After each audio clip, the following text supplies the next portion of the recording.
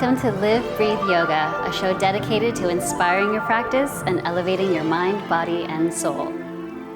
Today on Case Study, we learn about malas. Later in the show, grab a friend for strike a pose, because we are going to play with a little acro yoga. Don't forget to stay tuned for Yoga Bites, where we share our recipe of the day. We have a great show in store for you today, so stay connected for more Live, Breathe Yoga. Pranayama is a beautiful part of your yoga practice. It keeps you present and helps to expand your lungs, giving you more space to move deeper into your postures. The word Bhramari comes from the Sanskrit word Bhramar, which means bee. This is because the sound that is produced is that of a humming bee. Sit in a comfortable meditation pose with your hands on your knees in Chin or Dhyana Mudra. Observe length in your spine and bring awareness to your breath. With your mouth closed and teeth slightly separated, take your index fingers to cover your eyes, your middle fingers to rest on the bridge of your nose, ring fingers on the top of your upper lip, pinkies on the bottom of your lower lip. Take a deep inhale through your nose, then cover your ears as you begin to exhale slowly and controlled with a humming sound. Draw your awareness to the center of your forehead, to the third eye chakra, allowing yourself to be still. The humming sound should be smooth, even, and continuous for the duration of the exhale. The sound should be mellow, making the front of the skull vibrate softly. Practice 5 to 10 rounds of this breath to begin. Once you're comfortable, you can practice Bhramari for up to 30 minutes to relieve extreme cases of mental tension or anxiety. Humming bee breath not only relieves tension, it alleviates insomnia, anger, and throat ailments. Contraindications for Bhramari breath. Did not perform while lying down. If suffering from an ear infection, wait until it has cleared before practicing.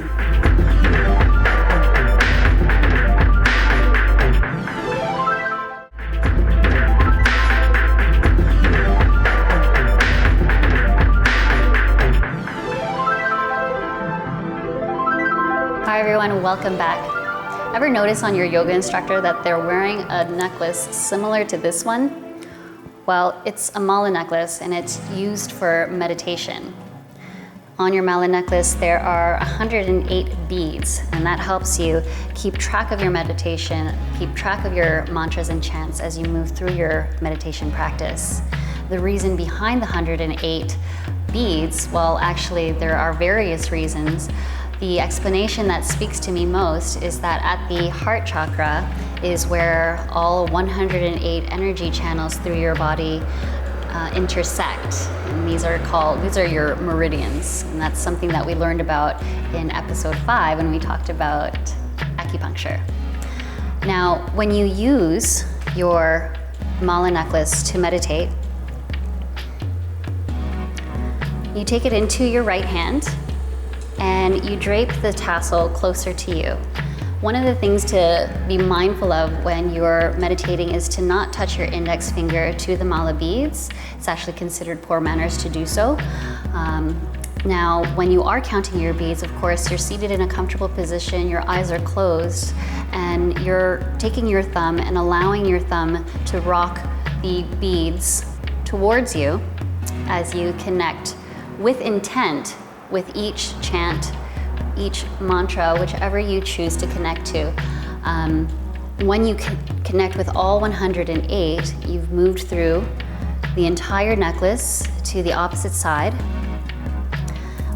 One of the other things to bear in mind is not to cross over the guru bead. What you want to do if you decide to lengthen your meditation practice and add more rounds of chants or mantras, you can turn the mala around and then begin your meditation in the opposite direction. And this helps you connect with that energy that you've just crossed when you've moved towards that end.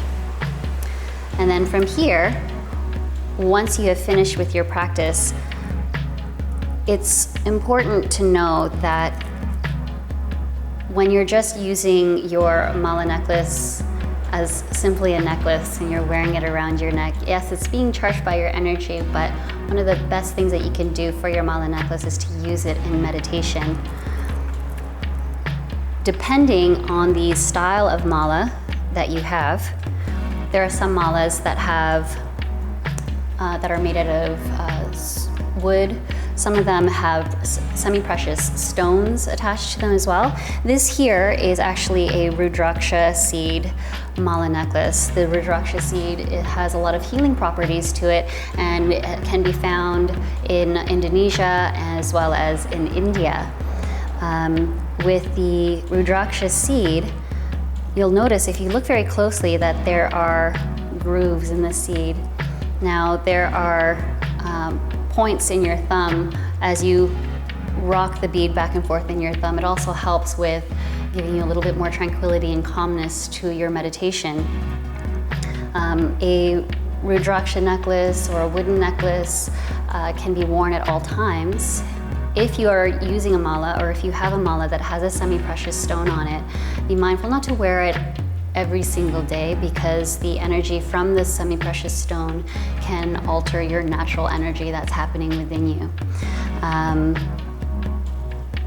Another thing to bear in mind when you are connecting with your mala necklace, if you have to take it off, place it somewhere that it can be cared for. Just throwing it around onto the floor or onto a table, it would almost disrespect the energy that you've created for your mala. So it's treating it with a little bit of respect. It's the energy that you have built within your own personal practice for meditation, so treat it with care. Now this specific necklace, mala necklace, is from Metta Mala.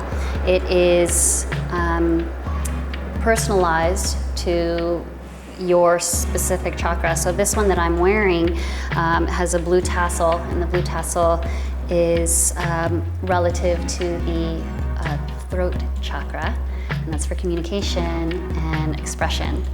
And if you do decide to begin a meditation practice, the use of a mala helps you stay focused too. If you've ever tried to sit in stillness with your eyes closed, how easy it is for your mind to start wandering to your to-do lists and what you had to do yesterday, and oh, this is taking so long.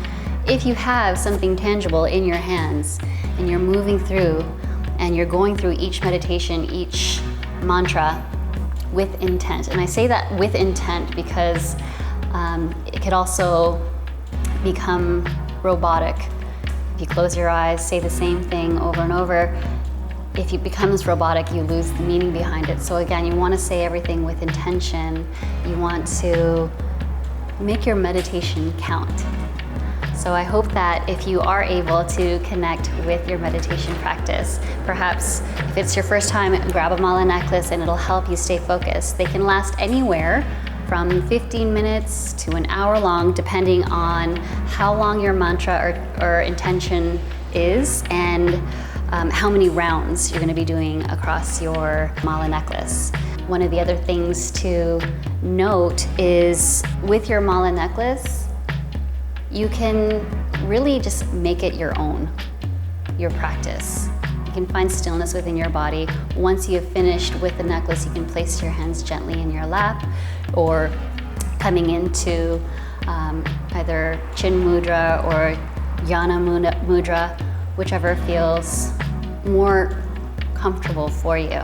So when you're connecting to your first meditation practice and using your mala necklace, be patient with yourself. Sometimes you can find yourself thinking of other things. You have your necklace to draw yourself back into your meditation, and in time what will happen is it becomes natural for you. Coming up after the break is Strike a Pose.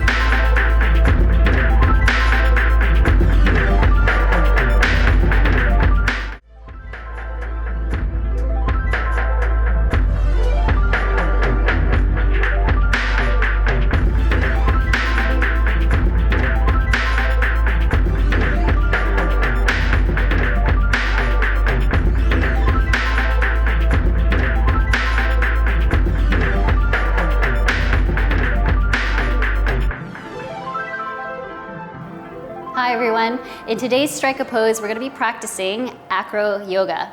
Now in an acro yoga practice, you need a base flyer, and a spotter. So today we have 3 demonstrators that are going to practice the first posture, which is high flying whale. Coming into high flying whale, you want to ensure that the base is strong with their arms. You want to make sure that the flyer is sturdy with their body, and the spotter is always there in every posture to ensure that the flyer is safe through their movements. So noticing here now, Feng has her feet right next to Kristy's shoulders. Kristy has her hands on her ankles. Now it's important in an acro yoga practice to communicate with the people that you're practicing with. So Feng, how does that feel with Kristy's feet? Okay. So what's happening now is Kristy's going to bend her knees to allow Feng to rest the top part of her back onto her feet. As she presses her back into her feet, you'll see that Kristy's already bending her knees. Whenever she's ready, speaking to one another, letting each other know whenever you're ready. Acro yoga is the yoga of trust. So it's important to develop this communication with the person that you are practicing with, even with your spotter. If you're starting to sense that maybe you're twisting on one side or leaning to the other, you can communicate with your team to help connect with the posture a little bit deeper. So noticing here this beautiful arch in Feng's back. Now from here, Feng, you're going to reach your fingertips up to the sky and then towards the mirrors, opening your chest up deeper, opening up your chest, beautiful. Draw your heels together nice and strong. And we're going to do a little bit of weight distribution here. So now Feng is going to press into her right leg, and Kristy is going to be nice and strong with her left arm as Feng raises her left leg. And gently lowering your left leg back into Kristy's hand. Good. And gently, whenever you're ready, you can come back down to the earth, communicate with one another. Bend your knees. Good. And then to come out, Kristy's going to continue to support Feng through the practice. So now from here, we're going to go into bird. So coming into bird, another great thing about having 3 different people working with the practice is that everybody can kind of play around. You can kind of take breaks between. So ensuring that the ball of your foot is at the hip bone, it's important to communicate again with your base. Oopsies. There we go, there's a little bit of a kick there. And then again, communicating with one another, how does it feel?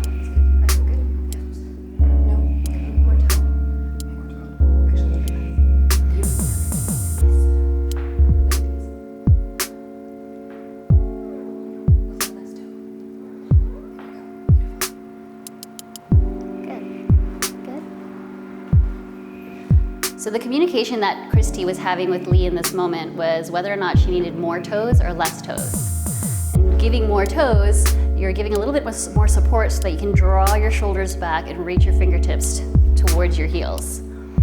And notice how Lee keeps his hands up in case his flyer needs that support once again. And gently, whenever you're ready, Kristy, you can take your hands back down. He's gonna bend his knees and take you back up. And it's always good after the end of a posture to pull your partner back up onto their feet. From here, we're going to come into the next posture, which is called the folding leaf. So moving into folding leaf, I'm going to switch up the flyers. And again, you want to ensure that the feet are positioned right at your hip bone. Again, communicating with one another, finding a nice straight spine. Feng is gonna not bend at her hips. It's the tendency, it happens when you're first coming into a posture. Sometimes you wanna reach out towards your base.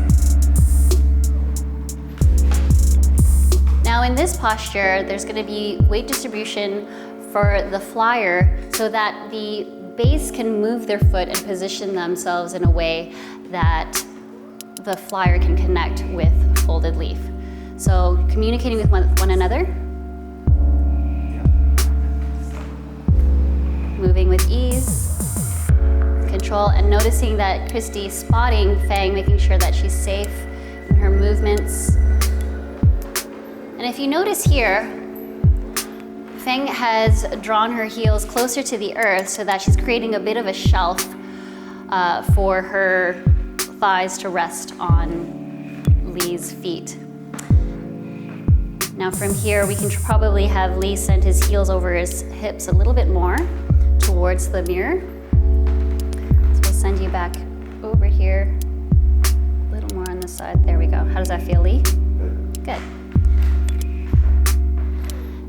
And in your folded leaf, you can actually connect with an amazing restorative therapeutic connection with your partner, massaging them out.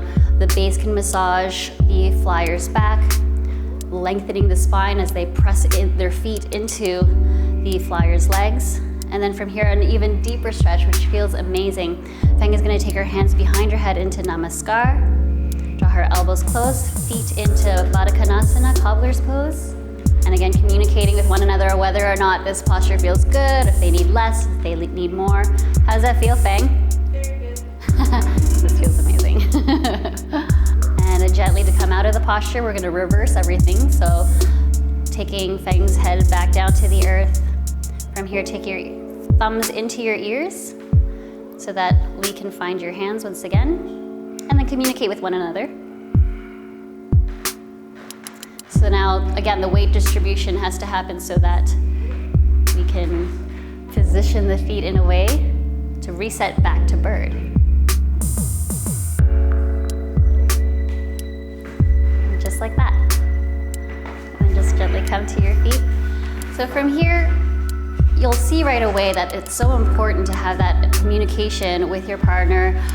There's a lot of trust involved in an acro yoga practice. So you can see from there that communication and trust are integral in an acro yoga practice, and that's why they consider it the yoga of trust. Thank you to Feng, Kristy, and Lee for joining me today. Coming up next, Yoga Bites.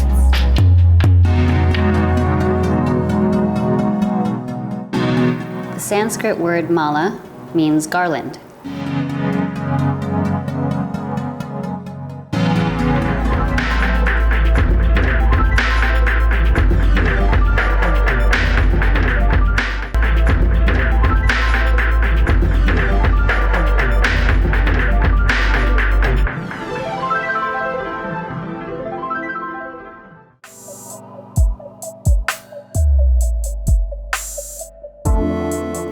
For 30 days, I did a no-sugar diet and had to get creative with my meals and look up recipes online to get inspired. This recipe is the one I am proudest of because I craved it every time I left the house. Set aside a heaped tablespoon of the shredded coconut in a bowl. Add all the other ingredients to a food processor and blend until nicely mixed together. Now mold the mixture with your hands into bite-sized balls and roll in the shredded coconut. Place on a plate and refrigerate for 30 minutes and enjoy. Remember, if there is a favorite recipe that you'd like me to try out, or maybe if there's something about yoga that you're uncertain of, feel free to share that with me on my Facebook page listed below. Don't forget to join us next week for more Live, Breathe Yoga. Namaste.